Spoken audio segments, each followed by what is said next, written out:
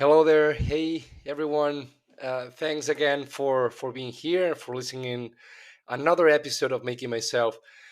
This is going to be a shorter one because I really want to emphasize how important the topic is. And it's just going to be one question, basically, that we need to think about, which is what type of, or maybe not just one question, but the same concept, maybe two questions, but what's it what kind of people do are asking recognition and admiration from? That's one. And then the other one is, uh, by doing what do we want to get recognized and admired as well? And I came with these because I just listened to one of the episodes in Morgan Housel's podcast. That's the author of The Psychology of Money, which I still need to read that book. But given the fact that he has a great storytelling skills, and I really recommend you to go and check out his podcast because it's about money, and like how the psychology affects us when in regards to money as well.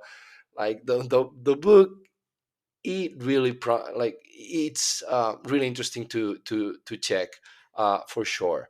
And he's playing a beautiful story about how in the 1960s there was a contest, right? Like, so different people that were sailors, they wanted to go, like, traveling around the world and see if that race actually was going to be won by someone, because there was nothing back then compared to, like, no one did a race around the world on a boat, right?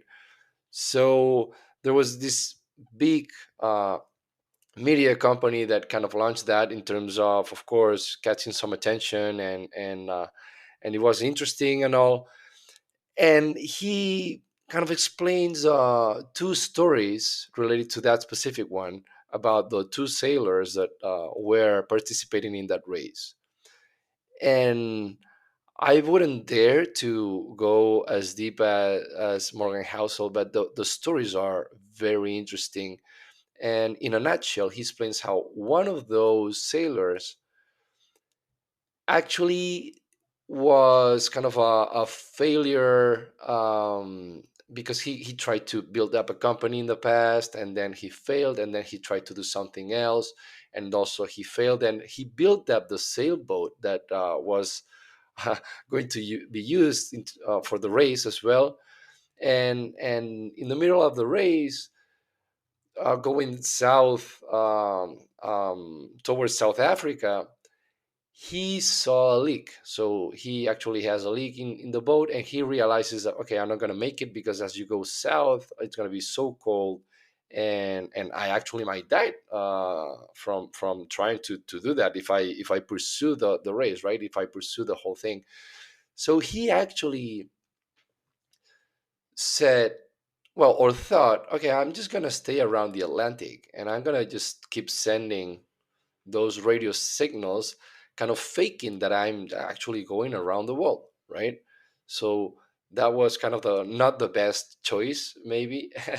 And well, eventually he realizes, okay, they're gonna catch me. I'm just gonna um, they're just going to catch me for sure, because they're going to realize that I'm not doing the whole thing, because it's actually taking longer for everyone to finish the race, and I'm here, and his plan was kind of staying in the Atlantic around, and he actually stayed for 6 months, which is crazy. And then he thought, okay, then when some time passes, then I will just go to England, and then I'll take the prize for me, right? And I'll get all this recognition and admiration that I'm looking for.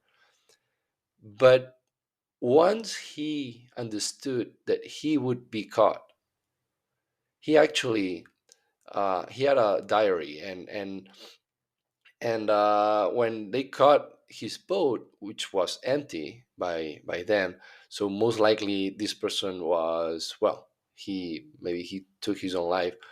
uh, it kind of makes you think, right? What are the reasons that he was doing that stuff? And in contrast to the other story, which is this type of sailor that he really wanted to. Well, his life was about sailing. He loved that stuff, and in the middle of the race, he realized, hey, I don't want to prostitute navigation. I love that stuff. I really love it. It makes me happy, and I'm doing this for money, for a prize, really. So he just thought that there were kind of a yeah, like he was not on the right spot. So once he crosses with a big commercial boat, or transatlantic, or I don't know the specifics, but you can imagine, right? He wrote a letter so he could go back to the headquarters of the company, that was the media company that was actually promoting and sponsoring the race. And basically he quit, and he was really actually leading the race. He could have been the one that won the race, but he quit because he thought, hey, I'm doing this because I love that stuff, not because I want to get recognition and admiration from like people that I don't know really, right? So the good stuff is that he ended up going to Tahiti. He ended up marrying a local, keep on, navigating and sailing boats. He wrote a book about navigation as well, and that's so interesting. That those like it's so in contrast with the reasons that of the first story that I just mentioned, right? So another thing that Morgan Housel makes a great point, and makes it so beautifully in his episode as well, is that he mentions, okay, he relates that to why are we doing what we do on a daily basis, and for a living, basically, like for you, for me, right? Like, why are we doing what we're doing, and what type of recognition and admiration are we looking for, and from whom, right? Because of course, once you have, if you think about the Maslow's needs, the Maslow, the pyramid of the needs from Maslow, right? Once you're covered, like you have your housing, you have food to eat, and you can survive. Of course, we're social animals, and we need to feel loved. We need to feel that someone needs us, right? So we kind of need this recognition and admiration from the external side, right? But first off, again, and going back to the start of the episode, it's from whom do we need that recognition and admiration? It's very different. Like trying to get recognition and admiration from people that love you and that care for you and that care for us, right? In contrast with people that, well, they don't really know us. And that goes also related to social media, right? We try to get recognition and admiration from people that we don't really know because we want more volume of people, and trying to be recognized and admired.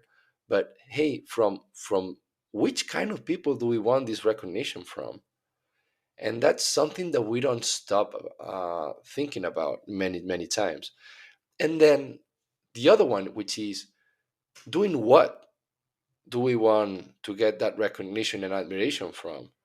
Because if we're going to get the recognition and admiration from people that loves us and they care about us, but we're unhappy doing that, it actually beats the first objective, because someone that loves us and really wants the best for us, and they see us being miserable trying to get their recognition, it's not gonna work. Like you actually need both ends, right, to be fulfilled. You need to do something that you are really passionate, well, you don't have to be passionate about, but you really need to like it. It kind of needs to make you thrilled on a daily basis, right? Not saying that it has to be easy, not saying that it has to be, uh, um, you know, again, like easy, but it needs to be fulfilling for you. It needs to be challenging, and you need to enjoy the ride. And of course, it's not going to be easy, but you need to enjoy it, right? And then if you get also the recognition and admiration from people that really matters, then you actually made it, right? Or we actually made it from that. And these are things that sometimes, well, it's so easy to forget. It's really easy to forget on the dynamics and the social dynamics, how they work today with social media and all.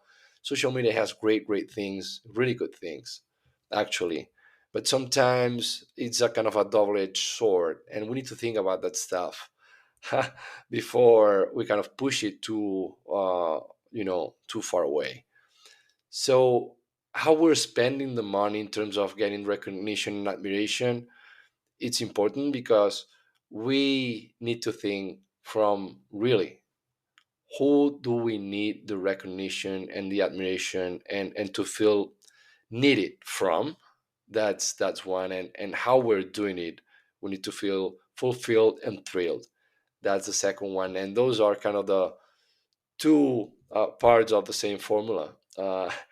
And if we fulfill that, it kind of feels that then you made it, really, right? But again, those were like some reflections that I got from the episode. Again, like, check it out because it's really, it's fire. Like, I really enjoyed that episode, and for sure I'm gonna keep listening to Morgan Housel's podcast. If I come up with really good stuff as well, I will be sharing it through the next episodes and giving my reflections as well. So thanks so much for listening. Hopefully that make you think, and it will make you your life a little bit easier, or at least better, uh, in the future. All right. So I guess I'll see you next time. Thanks so much for listening. Take care. Bye.